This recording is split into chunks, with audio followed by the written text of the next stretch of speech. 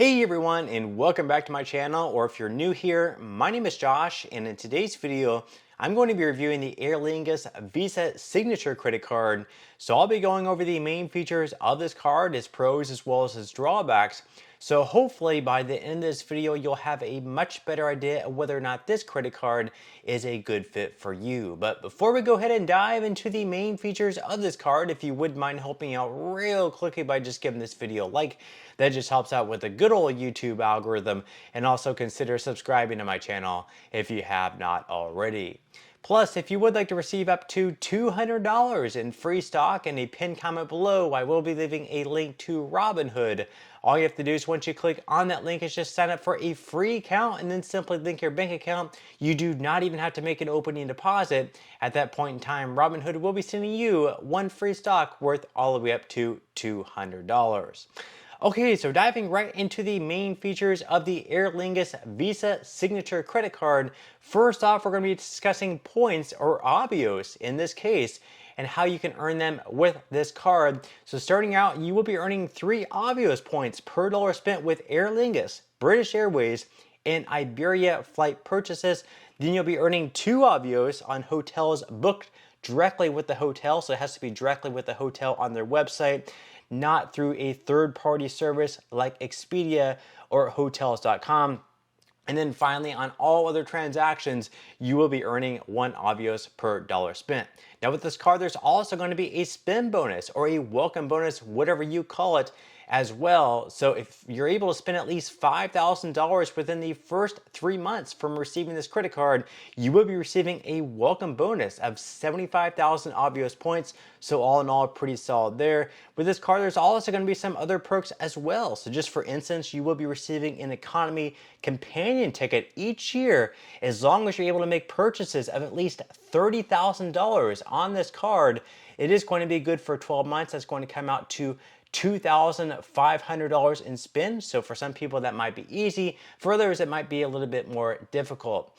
Now in addition to that, you're also going to be receiving priority boarding for you and any other authorized users that are on this card. And then finally, with this card, there are not going to be any foreign transaction fees. So if you happen to travel abroad with this card, it is definitely one that you can take along with you and continue to use, and you will not be charged anything extra by Chase, who is the issuer of this card, for using your card internationally.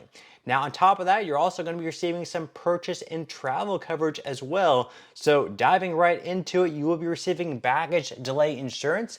So with this, it's going to reimburse you for essential purchases like toiletries and clothing for baggage delays over 6 hours by passenger carrier, up to $100 a day for 3 days, so $300 in total. You're also going to be receiving purchase protection as well. So with this, it's going to cover new purchases for 120 days against damage or theft, up to $500 per claim and $50,000 per account. You're also going to be receiving lost luggage reimbursement. So if you or an immediate family member check or carry on luggage that is damaged or lost by the carrier, you are going to be covered up to $3,000 per passenger. And then finally, you're going to be receiving extended warranty protection. So with this, it's going to extend the time period of the manufacturer's US warranty by 1 additional year on eligible warranties of 3 years or less. And then finally, you're also going to be receiving some partner benefits with this card as well. It's going to be through DoorDash with Dash Pass. So with this, you're going to be receiving 1 year complimentary Dash Pass, which is going to provide you with unlimited deliveries with $0 delivery fees and lower service fees on eligible orders. So now that we went over the main features of this card at this point in time, we are going to go ahead and dive into the APR and fees. And of course, that's also super important as well. So starting out, your purchase APR is going to be ranging from anywhere between 21.49 to 28.49% based on your credit worthiness. Then as far as balance transfers go, starting out, unfortunately, it's not going to make a whole lot of sense to do a balance transfer because you're not getting any type of like introductory APR on them. Instead, it's going to be exactly the same as your purchase APR that is going to range from anywhere between 21.49 to 28.49% based on your credit worthiness.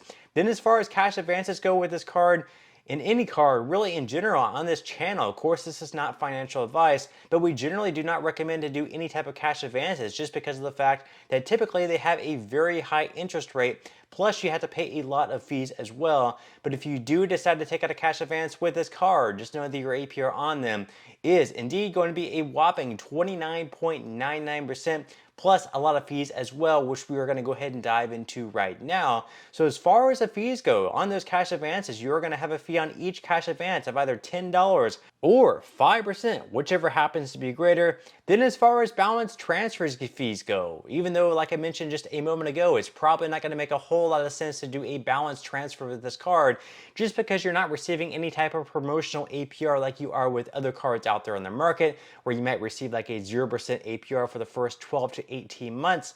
With other cards you see, with this card they do not have that, but maybe later down the line they will offer you some type of 0% promotional APR on balance transfers. If they do, and you decide to take advantage of that offer, just know it's still not going to be completely free though. There are going to be some fees on your balance transfer. That fee is going to be either $5 or 5% of the amount of each balance transfer, whichever happens to be greater. And of course, that's also going to be subject to change as well.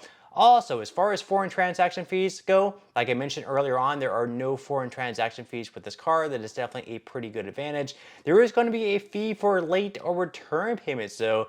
That fee is going to be up to $40. Now, if you happen to pay late for the first time, maybe even the second time, you could always try calling into Chase to see if they can waive that fee. Sometimes they will for the first or maybe even second time, but you might want to go in and set up auto pay. Mark your calendar, do whatever works best for you. Make sure that you are paying on time. That way you can avoid that late payment fee of $40. And then finally with this card, there's also going to be an annual fee as well. That annual fee every single year is going to be $95. So that's something you'll definitely have to keep in mind, and something you'll have to consider on a year-to-year basis.